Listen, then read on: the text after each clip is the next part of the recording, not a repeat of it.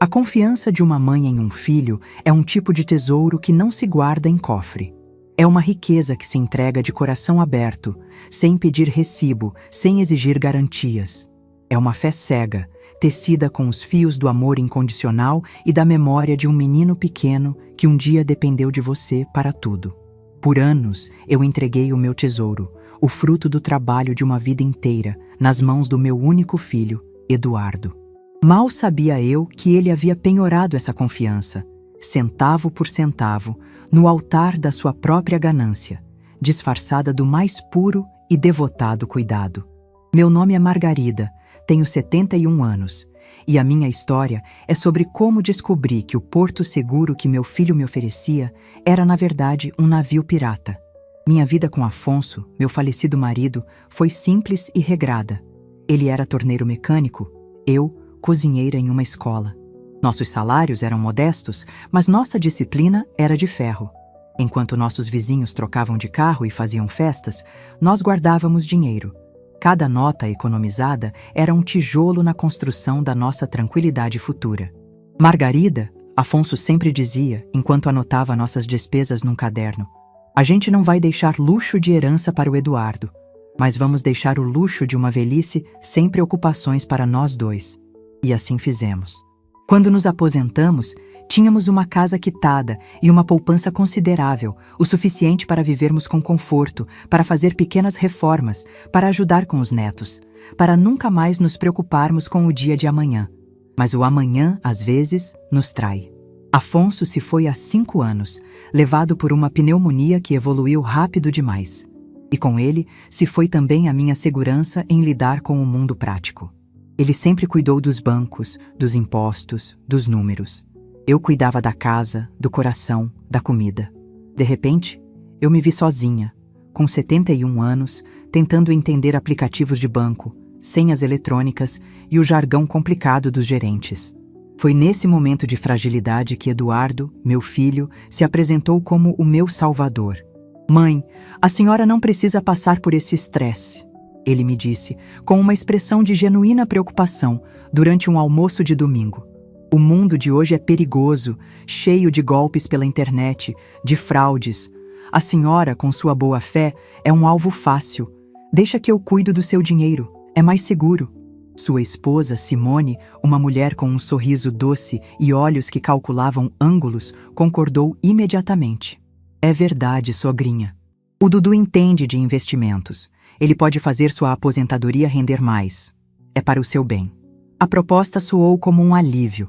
Entreguei a ele a responsabilidade que tanto me apavorava. E assim começou o nosso ritual mensal. Todo 5º dia útil, eu ia ao banco, sacava o valor integral da minha aposentadoria e o entregava em mãos para Eduardo. Ele, por sua vez, me dava uma pequena quantia, um dinheiro para o pão e para a farmácia, como ele dizia, e me garantia que o restante seria depositado em uma conta de investimentos de alta segurança que ele havia aberto para mim. Está rendendo bem, mãe, ele me dizia todo mês, às vezes até me mostrando um gráfico que ele mesmo imprimia, cheio de setas para cima. Quando a senhora precisar, teremos uma bela fortuna guardada. E eu acreditava. Confiava com a pureza de uma criança. Via meu filho prosperar. Ele trocou de carro, comprou um apartamento maior. Simone vivia com roupas novas, joias discretas. Meus netos, Pedro e Lívia, estudavam na melhor escola da cidade. E eu, no meu cantinho, sentia-me feliz por eles. Sentia que o meu sacrifício, a minha economia, estava de alguma forma contribuindo para a felicidade da minha família. Eu vivia com pouco, com o dinheirinho que ele me dava para as despesas do dia a dia, feliz na minha ignorância, segura de que o meu futuro estava rendendo juros nas mãos competentes do meu filho. O despertar para a realidade começou por causa de um vazamento.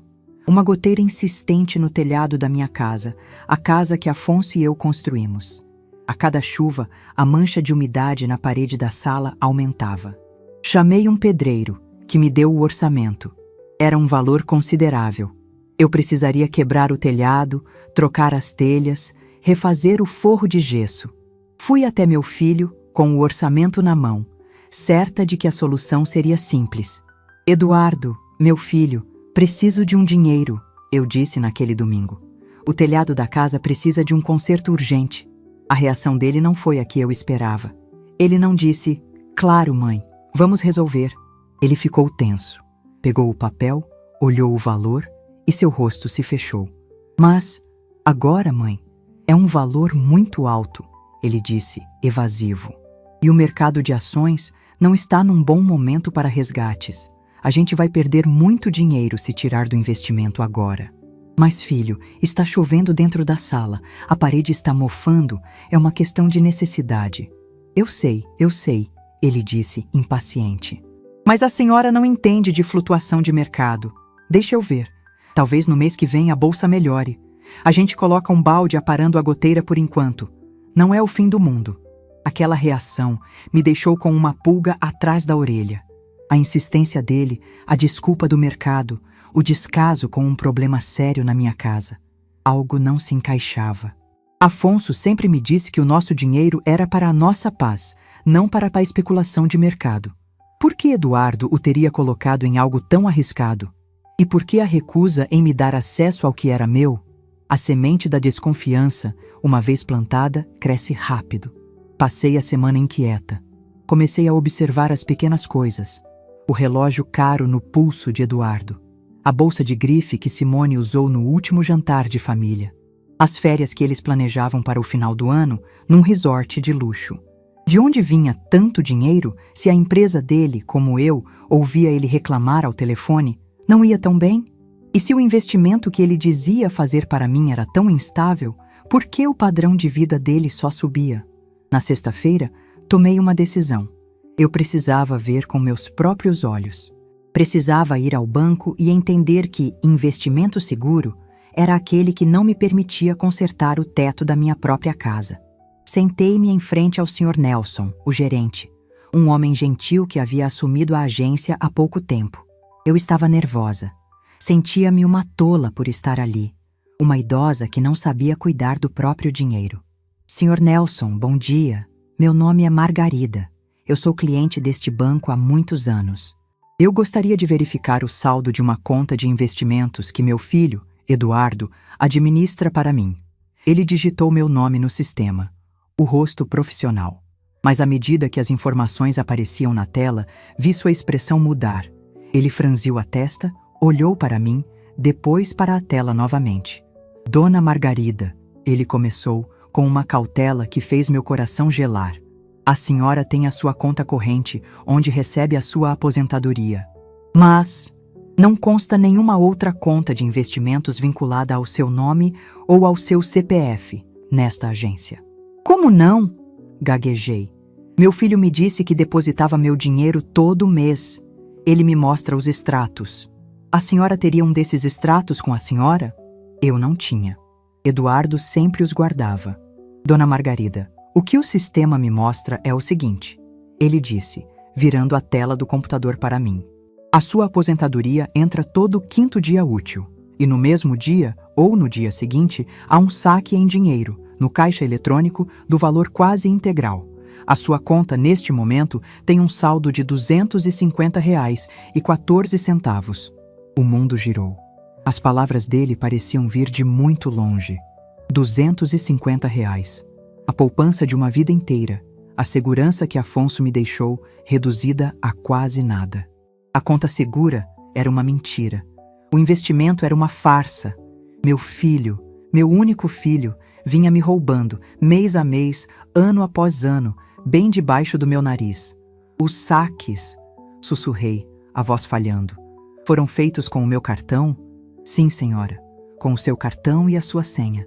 A lembrança do ritual mensal me atingiu como um soco. Eu entregando a ele o meu cartão, a minha senha, a minha confiança. E ele, com um sorriso no rosto, ia ao caixa eletrônico, tirava o meu futuro e o colocava no bolso. Eu quero ver o extrato completo, dos últimos 5 anos, pedi, a voz agora endurecida por uma raiva fria que começava a subir. O Sr. Nelson, percebendo a gravidade da situação, imprimiu as páginas sem fazer mais perguntas. E eu vi a crônica de um roubo. Mês a mês, o mesmo padrão. O depósito da minha aposentadoria, seguido pelo saque em dinheiro. Não havia transferências para contas de investimento. Havia apenas um esvaziamento sistemático, cruel e implacável. A dor da traição era tão imensa, tão avassaladora, que por um momento achei que fosse desmaiar. A imagem do meu Afonso, trabalhando duro, anotando cada despesa no seu caderninho, voltou à minha mente. E eu, aguardiando seu legado, havia sido enganada da forma mais vil. Mas então, no meio daquela dor, uma outra memória surgiu. Uma lembrança de anos atrás, logo após a morte de Afonso.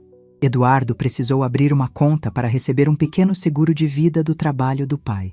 Como ele era jovem e não tinha comprovação de renda, o banco exigiu um titular principal. E eu, para ajudá-lo, concordei em ser a titular da conta, e ele o co-titular. Era uma conta que ele usava para suas despesas, e eu nunca mais havia pensado nela. Será que...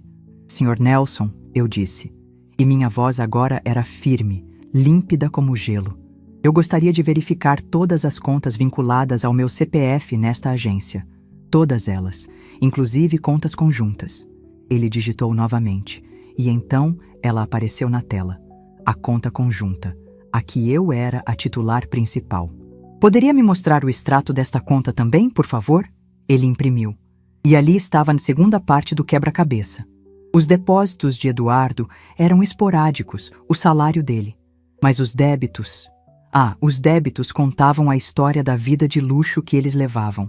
A parcela do carro importado, a fatura do cartão de crédito de Simone, cheio de compras em boutiques, a mensalidade da escola caríssima dos meus netos, as reservas em hotéis de luxo.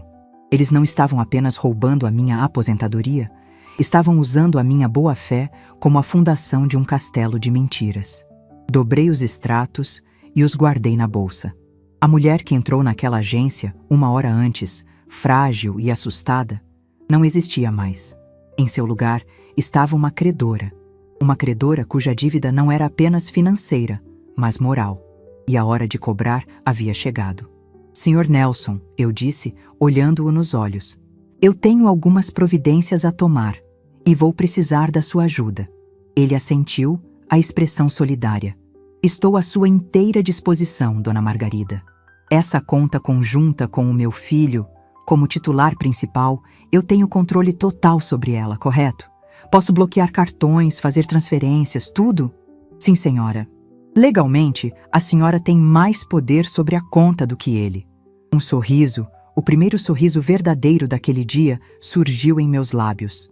Um sorriso frio, duro, um sorriso de quem está prestes a fazer um ajuste de contas. Ótimo, eu disse, inclinando-me sobre a mesa dele, porque eu tenho algumas instruções muito específicas para o senhor. A primeira é sobre os cartões de crédito vinculados a esta conta. Eu quero que o senhor cancele todos eles, imediatamente, principalmente os adicionais, em nome de Simone. A segunda é sobre uma transferência. Parece que o meu filho perdeu todo o dinheiro da minha aposentadoria. Eu acho justo que, para compensar, ele me empreste a dele, e a de sua esposa também, com efeito imediato. O gerente me olhou, os olhos arregalados. Ele estava prestes a testemunhar uma virada de jogo que entraria para a história daquela pequena agência bancária. O Sr. Nelson me olhava com uma expressão que eu nunca tinha visto no rosto de um gerente de banco. Não era a polidez profissional, nem a simpatia forçada. Era um respeito genuíno, quase uma admiração. Ele, que passava os dias lidando com números frios, estava diante de uma história humana, uma história de traição e agora de uma reviravolta digna de um filme. Dona Margarida, ele disse, ajeitando os óculos. Sua instrução foi perfeitamente clara. A senhora deseja reaver o valor que foi sacado de sua conta nos últimos 5 anos, com a devida correção. E deseja bloquear os cartões da conta conjunta. Vou precisar de alguns minutos para que o sistema calcule o valor exato da restituição. Enquanto ele trabalhava em seu computador, o som das teclas ecoando suavemente em sua sala de vidro, eu olhava para as minhas próprias mãos, pousadas em meu colo. Eram mãos de uma senhora de 71 anos, com veias saltadas e manchas da idade, mas naquele momento eu não via fragilidade nelas. Via as mãos que cozinharam milhares de refeições, que costuraram os rasgos nos joelhos das calças do meu filho, que seguraram a mão de Afonso no hospital em seus últimos dias. Eram mãos que haviam trabalhado, amado e sofrido. E eram as mesmas mãos que agora assinariam a ordem que mudaria tudo. Pronto, disse o Sr. Nelson. Ele virou a tela para mim. O valor total retirado da sua conta de aposentadoria nos últimos 60 meses, acrescido da correção pelo índice oficial de inflação, totaliza. E ele me disse um número que fez meu estômago revirar. Era uma fortuna. Era a nossa velhice tranquila, a minha e a de Afonso, transformada em jantares, roupas e carros de luxo para eles. O saldo atual na conta conjunta do seu filho é substancial, mas não cobre o valor total da restituição, Dona Margarida. Cobre cerca de 70% da sua perda. Entendo, eu disse, a voz firme. Então transfira os 70%. Transfira tudo o que estiver disponível na conta dele para a minha nova conta. E bloqueie os cartões. Todos eles. Agora. Considere feito. Ele realizou as operações com uma rapidez impressionante. A transferência foi efetuada. Os cartões de crédito e débito vinculados à conta do Sr. Eduardo e da Sra. Simone foram permanentemente bloqueados. Eles receberão uma notificação do banco em breve. E, conforme seu pedido, qualquer tentativa de contato deles com a agência sobre este assunto será direcionada a mim. E eu os informarei que devem tratar diretamente com a senhora, a titular principal. Levantei-me, sentindo-me mais alta do que quando entrei. Obrigada, Sr. Nelson, pela sua discrição e pela sua ajuda. Eu que agradeço a lição, Dona Margarida, ele disse, apertando minha mão. Tenha um bom dia. Saí do banco e o mundo parecia diferente. O sol da manhã parecia mais brilhante, o ar mais leve. Eu não estava feliz. A felicidade não era a palavra certa. Eu estava justiçada. Havia uma paz sombria em saber que o desequilíbrio havia sido corrigido, que a balança, que por tanto tempo pesou contra mim, agora estava nivelada. No caminho para casa, parei em uma padaria e comprei um pão fresco e um pedaço de queijo. Com o pouco dinheiro que Eduardo me dava todo mês, eu sempre comprava o pão mais barato. Naquele dia, comprei o pão artesanal, o mais caro. Foi um pequeno ato, mas para mim foi monumental. Foi a primeira compra da minha nova vida. Cheguei em casa e me preparei para a espera. Eu sabia que a tempestade não demoraria. Eles viviam pendurados nos cartões. Uma hora, uma das transações seria recusada, e o castelo de cartas deles começaria a cair. Enquanto esperava, fiz algo que não fazia há muito tempo. Cozinhei para mim mesma. Preparei uma simples, mas deliciosa, sopa de mandioquinha com carne seca, uma receita da minha mãe. O aroma encheu a casa, um cheiro de conforto e de raízes que o perfume caro de Simone nunca conseguiu apagar. A explosão veio no meio da tarde. E veio, como eu imaginava, da forma mais previsível e patética possível. O telefone tocou. Era Eduardo, e ele não estava calmo. "Mãe!" ele gritou antes mesmo que eu pudesse dizer alô. "O que diabos está acontecendo? A Simone acabou de me ligar, chorando, humilhada." Ela estava almoçando com as amigas no restaurante do shopping, e o cartão dela foi recusado, na frente de todo mundo. Ela tentou o outro e foi recusado também. "O que você fez?" Eu deixei que ele terminasse o seu ataque de fúria. Do outro lado, eu podia ouvir a voz estridente de Simone, provavelmente ao lado dele. "Boa tarde para você também, meu filho", respondi, com uma calma que o enfureceu ainda mais. "Não me venha com boa tarde. O gerente do banco acabou de me ligar. Ele disse que você fez uma transferência gigantesca da nossa conta e bloqueou tudo. Ele queria confirmar se eu estava ciente. Que história é essa, mãe?" "Ah, então o Sr. Nelson já te ligou." "Ótimo. Isso poupa o meu tempo. A história, Eduardo, é a que você mesmo escreveu nos últimos 5 anos. A história de como a minha aposentadoria, que deveria ser a minha segurança, se tornou o seu caixa eletrônico particular. Do que você está falando? Eu estava guardando o seu dinheiro, investindo." "Não, Eduardo. Você estava gastando, e agora eu apenas peguei de volta uma parte do que era meu. Chame isso de um ajuste de contas. Eu sugiro que você e sua esposa venham para casa, imediatamente." Temos alguns extratos bancários para analisar juntos. E desliguei. Eles chegaram em menos de 20 minutos. O carro de Eduardo cantou pneus na rua. Entraram em casa sem bater, os rostos transtornados. Simone estava com os olhos borrados de rímel, a expressão de quem teve seu mundo de luxo arrancado de si. Eduardo parecia um animal enjaulado, uma mistura de raiva e pavor. Eu os esperava na sala de jantar. Sobre a mesa havia 3 pilhas de papel. O extrato da minha conta de aposentadoria, o extrato da conta conjunta deles e a cópia do orçamento do conserto do meu telhado. Sentem-se, eu disse, apontando para as cadeiras. Minha voz não era de mãe. Era de uma auditora prestes a apresentar os resultados de uma investigação de fraude. Sua louca, o que você fez? Sibilou Simone, ignorando meu convite. Você nos humilhou. Você não tinha esse direito. Direito? Eu repeti, olhando-a friamente. Vamos falar de direitos, Simone. Eu tinha o direito de ter uma velhice tranquila com o dinheiro que eu e meu marido guardamos, mas vocês me tiraram esse direito. Eu tinha o direito de consertar o telhado da minha casa, e vocês me negaram esse direito, dizendo que o mercado estava instável. Peguei a primeira pilha de papéis. Este aqui, eu disse, espalhando as folhas sobre a mesa, é o extrato da minha conta segura. A conta que todo mês recebia a minha aposentadoria, e no mesmo dia era esvaziada por você, Eduardo. Onde está o rendimento dos juros que você me prometeu? Onde estão os gráficos de crescimento que você me mostrava? Eduardo não conseguia falar. Olhava para os papéis, para as provas irrefutáveis de sua ladroagem mensal. Mas não se preocupem. Eu encontrei o investimento de vocês, continuei, pegando a segunda pilha de papéis. Ele está todo aqui, no extrato da sua conta. Vejamos, um investimento de R$3.000 na boutique Desejo de Luxo. Um investimento de R$2.000 no restaurante Sabores do Mundo e um grande aporte de capital de R$5.000 mensais para a concessionária Sonhos sobre Rodas. Vocês são investidores muito sofisticados, devo admitir. Investem pesado em passivos. Joguei os extratos na frente deles. A história da vida de luxo deles, detalhada em débitos automáticos e parcelas de cartão de crédito.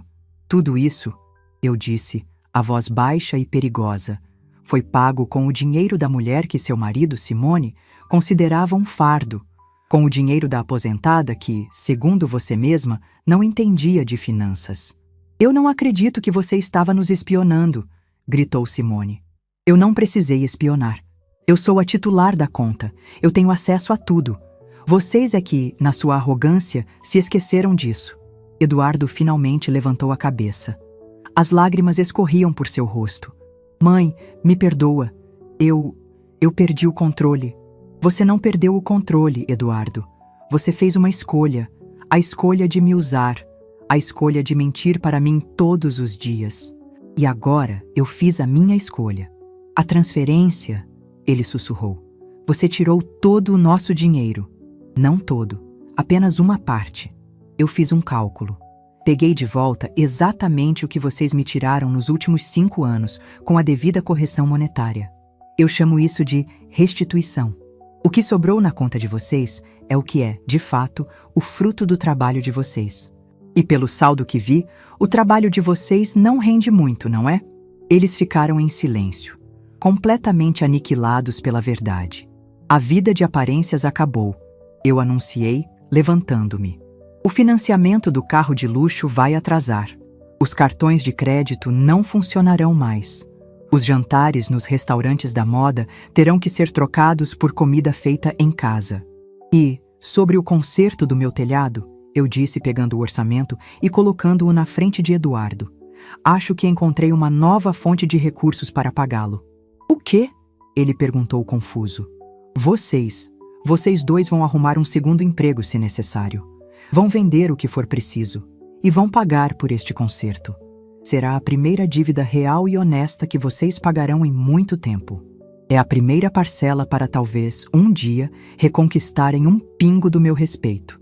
Deixei-os na sala de jantar, com os extratos espalhados como as ruínas de sua antiga vida. Fui para a cozinha e comecei a lavar a louça da minha sopa. O som da água correndo era o único som na casa. Eu não sabia o que o futuro nos reservava. Não sabia se uma relação quebrada em tantos pedaços poderia ser colada. Mas, naquele momento, eu sabia de uma coisa. A despesa havia se tornado a credora. E a dívida deles comigo não era apenas financeira, era uma dívida de alma. E os juros, eu sabia, seriam altíssimos. A porta da minha casa se fechou, deixando para trás o eco do silêncio de meus filhos. Eles permaneceram na sala de jantar por quase 1 hora, cercados pelas provas de sua própria traição. Eu não os espiei, não me escondi para ouvir. Fui para a minha cozinha, o meu santuário, e comecei a lavar a louça da sopa que havia feito para mim. O som da água correndo, das minhas mãos trabalhando em algo simples e honesto, era a minha meditação. Eu estava lavando não apenas os pratos, mas a minha própria alma da sujeira que eles haviam deixado. Quando eles finalmente saíram, não se despediram. Ouvi a porta se fechar com uma delicadeza assustada, como se tivessem medo de fazer barulho. E então o silêncio voltou. Mas desta vez era um silêncio diferente. Era o silêncio da posse. A casa, pela primeira vez em muito tempo, parecia verdadeiramente minha. Nos dias que se seguiram, eu esperava uma explosão, uma nova confrontação. Mas o que veio foi o silêncio. Um silêncio pesado, carregado de ressentimento e, eu imaginava, de um pânico crescente. Eu não os procurei. Decidi que a primeira e mais importante lição que eles precisavam aprender era a da ausência. A ausência do meu dinheiro, da minha ajuda, da minha presença como resolvedora de problemas. Enquanto eles viviam o seu silêncio, eu comecei a minha própria reconstrução. A primeira coisa que fiz foi ligar para o pedreiro. Seu Manuel, bom dia, é a dona Margarida. O senhor pode vir começar o conserto do telhado na segunda-feira? Claro, dona Margarida. Mas e o pagamento? A senhora disse que precisava ver com seu filho. Não preciso mais, seu Manuel. O pagamento será feito por mim, à vista, assim que o serviço estiver concluído. Pode começar. Pagar por aquele conserto com o meu próprio dinheiro, o dinheiro que eu havia resgatado das garras deles, foi o primeiro tijolo na reconstrução da minha dignidade. Eu não dependia do arrependimento deles para consertar as goteiras da minha casa, nem as do meu coração. Com o telhado em obras, senti uma onda de energia que eu não experimentava há anos. Olhei para a minha casa, a casa que Afonso e eu construímos, e a vi com novos olhos. Vi as paredes desbotadas, a poltrona antiga com o estofado gasto, as pequenas coisas que eu sempre quis arrumar, mas para as quais nunca havia sobrado dinheiro, o dinheiro que, na verdade, estava financiando a vida de luxo de Eduardo e Simone. Decidi que era hora de cuidar do meu ninho.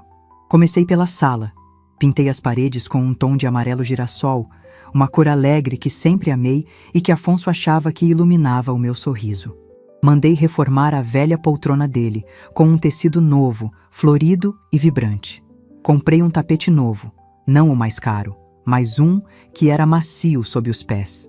Cada pequena mudança era uma declaração de posse, um ato de amor próprio. A maior transformação, no entanto, veio da cozinha.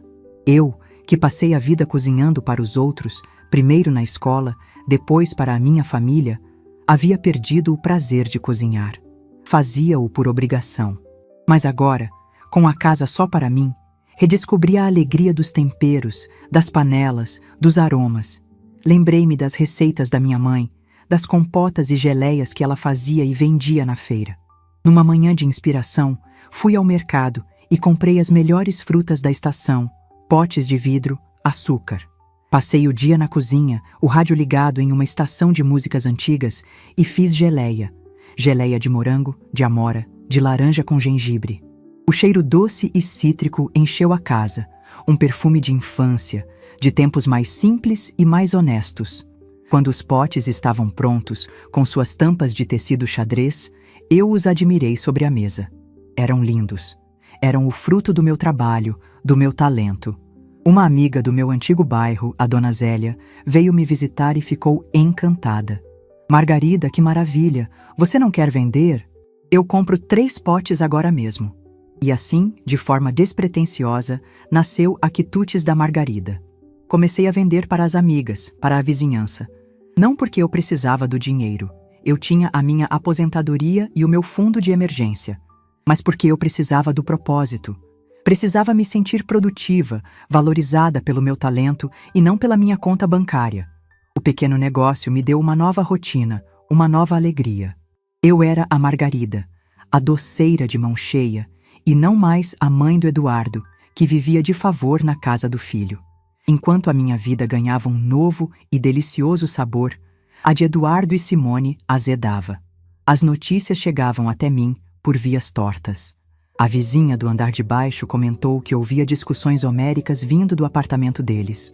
O porteiro me contou que o carro de luxo de Eduardo havia sido substituído por um modelo popular, usado. E a maior das bombas veio de uma das minhas antigas clientes do armarinho, que era prima de uma das amigas de Simone. Margarida, você não vai acreditar, ela me contou enquanto escolhia uma geleia. A Simone fez um escândalo no clube. Parece que foi expulsa por falta de pagamento da mensalidade.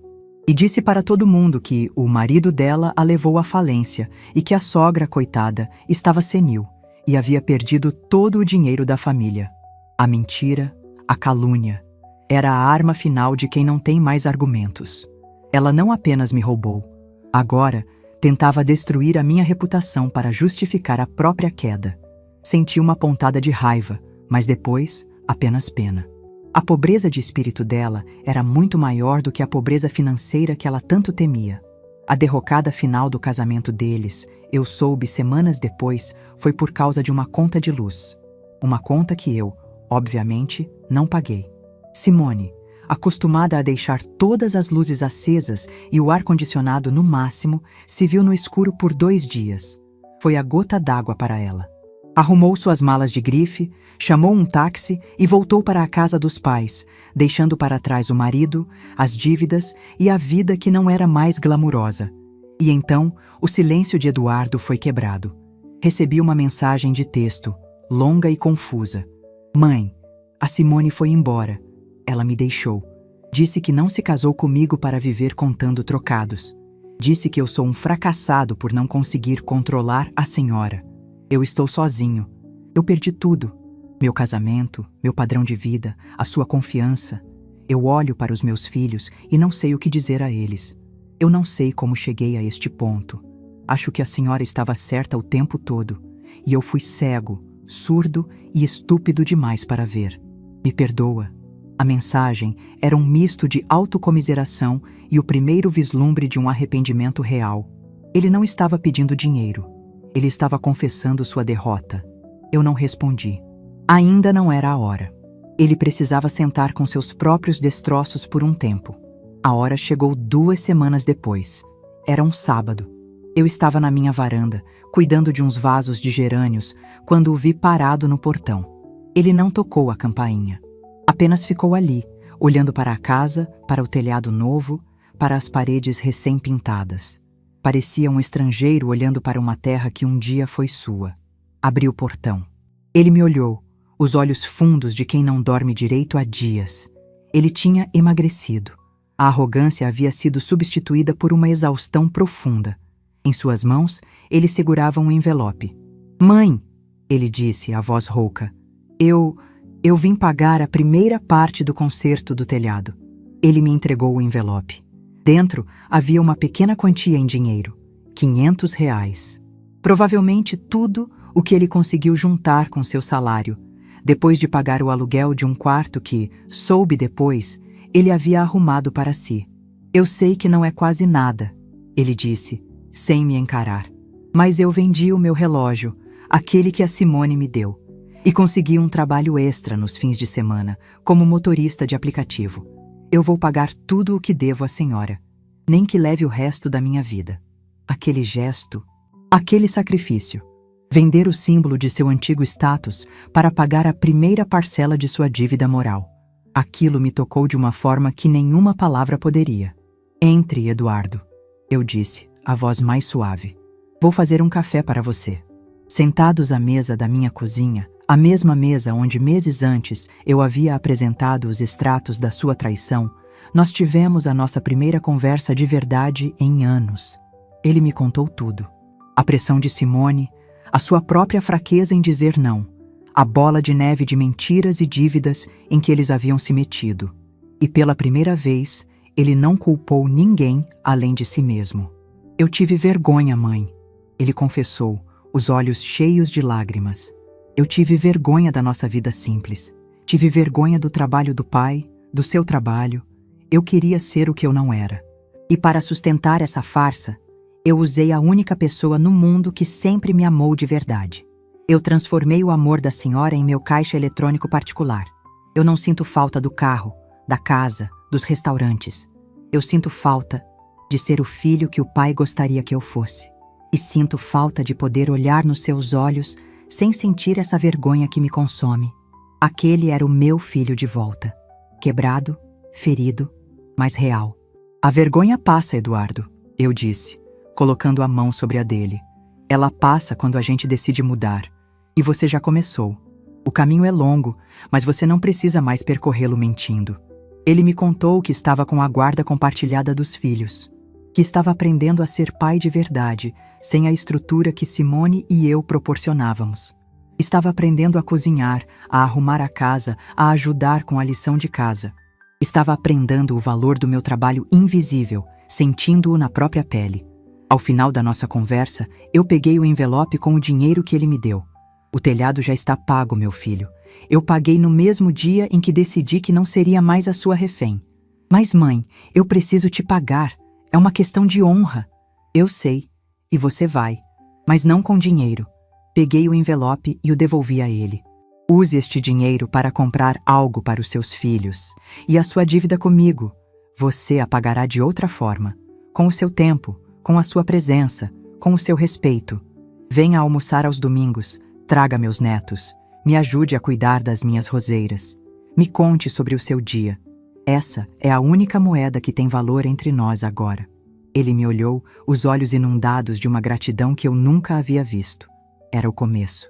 Um começo frágil, construído sobre as ruínas de um passado doloroso, mas ainda assim, um começo. Ao vê-lo ir embora, não mais como o executivo de sucesso, mas como um homem em busca de sua própria redenção, eu soube que a minha decisão, lá no banco, não havia destruído a minha família.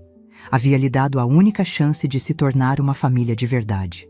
O abraço que dei em Laura naquela noite chuvosa, na sala da minha casa, foi o primeiro em muitos meses que não pareceu um gesto vazio. Senti os ombros dela, ainda sacudindo pelo choro, e soube que algo fundamental havia se quebrado dentro dela. A casca dura do seu orgulho e do seu direito adquirido. O que restava era uma jovem mulher, assustada e perdida, confrontada pela primeira vez com o peso real de suas escolhas. Na manhã seguinte, a tempestade lá fora havia passado e dentro de casa a atmosfera era de uma calmaria frágil. Preparei o café em silêncio.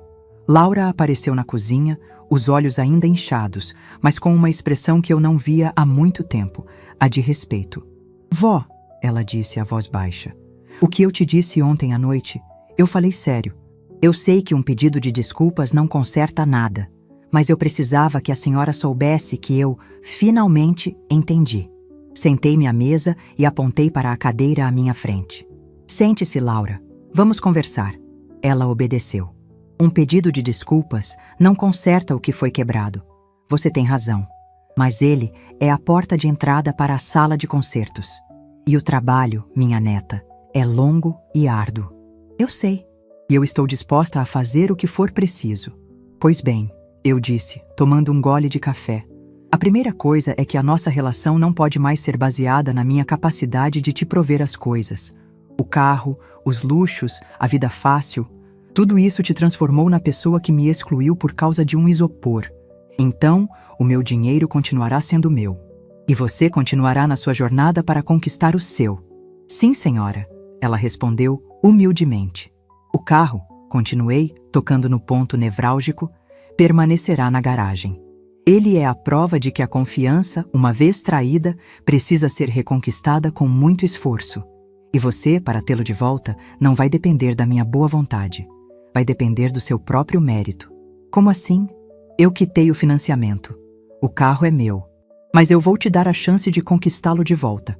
A partir do seu próximo salário, você vai me pagar todo mês uma parcela. Um valor justo que caiba no seu orçamento, mas que represente um sacrifício. Será a sua compra da dignidade. Cada parcela paga em dia não será apenas um pagamento pelo carro. Será uma prova de que você está se tornando uma adulta responsável, que honra seus compromissos. Quando a última parcela for paga, o carro será seu, de fato e de direito. E o mais importante, por merecimento. Ela me olhou, os olhos se enchendo de lágrimas novamente, mas desta vez não eram de autocomiseração. Eram de gratidão. Eu não a estava punindo. Estava lhe oferecendo um mapa, um caminho claro e difícil para a redenção. Eu aceito, vó. Eu aceito e eu agradeço, ela disse. Eu vou pagar cada centavo. E assim começou o nosso novo contrato, não assinado em papel, mas selado com a promessa de uma nova chance. Os meses que se seguiram foram a prova de que a mudança de Laura era real. A jovem mimada e impaciente deu lugar a uma mulher trabalhadora e resiliente. Ela enfrentava a rotina de ônibus com uma dignidade que me impressionava. Chegava em casa exausta, mas nunca mais reclamou. Começou a ajudar nas tarefas domésticas sem que eu precisasse pedir, como se quisesse, através de pequenos gestos, compensar anos de negligência. Ajudava-me a lavar a louça, aprendia minhas receitas, sentava-se comigo para ver os meus documentários de história, mesmo que achasse o assunto enfadonho. E, pontualmente, no 5º dia útil de cada mês, ela vinha até mim com um envelope. Vó, aqui está a parcela deste mês. E eu pegava o dinheiro, não porque precisasse dele, mas porque aquele ritual era a base da nossa reconstrução. Era a prova tangível do seu compromisso. Minha vida, em paralelo, florescia. O trabalho no arquivo histórico me preenchia. Tornei-me responsável por um projeto de digitalização do acervo fotográfico, uma tarefa que me fascinava. Minha amizade com o Dr. Afonso se tornou um pilar na minha vida.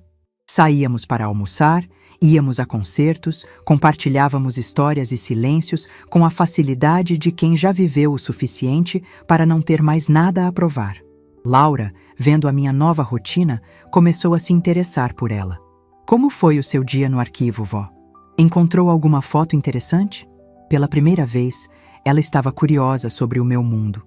Um mundo que não girava em torno dela. E eu, com prazer, compartilhava minhas descobertas. Num sábado, ela chegou em casa com uma sacola. Eu sei que o dia não é especial, mas eu vi isso e lembrei da senhora, ela disse, me entregando um pequeno presente. Era um livro, uma biografia de uma das rainhas que eu mais admirava. Era um gesto pequeno, comprado com o seu próprio e suado dinheiro, mas que significava o mundo para mim. Significava que ela estava prestando atenção. Significava que ela me via. Aos poucos, a confiança foi sendo reconstruída como uma teia de aranha, fio por fio. Começamos a fazer pequenos passeios juntas nos fins de semana. Não no meu carro, mas de ônibus. Íamos a parques, a museus, a feiras de livro. E redescobrimos o prazer da companhia uma da outra, sem a muleta do conforto material. Ríamos, conversávamos, e eu via com alegria a menina inteligente e doce que eu criei ressurgir por baixo da carapaça de egoísmo que a vida fácil havia criado. Quase um ano depois do início do nosso contrato, Laura me procurou. Ela estava visivelmente nervosa, mas também orgulhosa. Vó, eu tenho uma notícia. A clínica onde eu trabalho me ofereceu uma promoção. Vou me tornar coordenadora de uma pequena equipe. O salário é melhor. E... Ela fez uma pausa, respirando fundo. Eu juntei todo o dinheiro das parcelas que a senhora me devolveu mentalmente, mais um pouco que economizei. Eu tenho o suficiente para dar entrada em um pequeno apartamento para mim, para começar a minha própria vida. Senti meus olhos se encherem de lágrimas de orgulho. Minha neta, que notícia maravilhosa! Eu estou tão orgulhosa de você. Eu não teria conseguido sem a senhora, ela disse. Não pelo dinheiro, mas pela lição. E é por isso que eu preciso te pedir uma coisa. Mês que vem é a última parcela do nosso acordo sobre o carro. E eu queria saber se a senhora me venderia ele, de verdade. Eu posso usar o dinheiro que juntei para quitar o valor restante. Eu quero que ele seja o meu primeiro bem, conquistado com o meu trabalho. Aquele era o momento. O círculo estava se fechando. Vamos fazer melhor, Laura.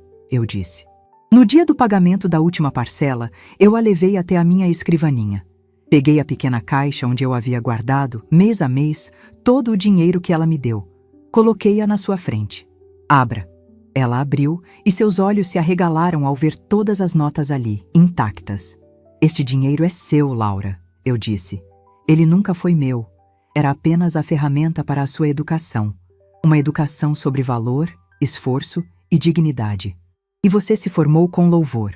Use este dinheiro não para me pagar, mas para mobiliar o seu novo apartamento, para construir o seu futuro. É o seu fundo de independência, o fruto do seu amadurecimento. Então, peguei a chave do carro que estava guardada em outra gaveta e a coloquei na mão dela. E isto, eu disse, fechando seus dedos sobre a chave. Agora sim, isto é um presente. Não um presente da minha poupança, mas um presente que você deu a si mesma. É a chave do seu carro, mas também é a chave da sua nova vida. Você a conquistou e a merece mais do que ninguém. Nós nos abraçamos, um abraço longo, silencioso, que curou todas as feridas. No fim de semana seguinte, fizemos a nossa viagem, a primeira de muitas. Eu no banco do passageiro e ela ao volante do carro que agora era dela por todos os direitos. O legal, o financeiro e, o mais importante, o moral. Enquanto a estrada se desenrolava à nossa frente, eu olhava para a minha neta, agora uma mulher forte e consciente, e pensava que, às vezes, o amor de uma avó não é medido pelo açúcar que ela dá, mas pelo remédio amargo que ela tem a coragem de oferecer. E o meu remédio, embora duro, havia curado a doença da ingratidão e nos devolvido a saúde da nossa relação. Meu nome é Norma, e eu aprendi que o maior presente que podemos dar a quem amamos não é a facilidade, mas a oportunidade de descobrir a própria força. E que a verdadeira liberdade não está em ter um carro para ir aonde se quer, mas em ter o caráter e a dignidade para merecer a viagem. Se essa história tocou seu coração, deixe seu like, se inscreva no canal e comente aqui embaixo. No meu lugar, o que você faria? Sua mensagem pode iluminar o dia de alguém.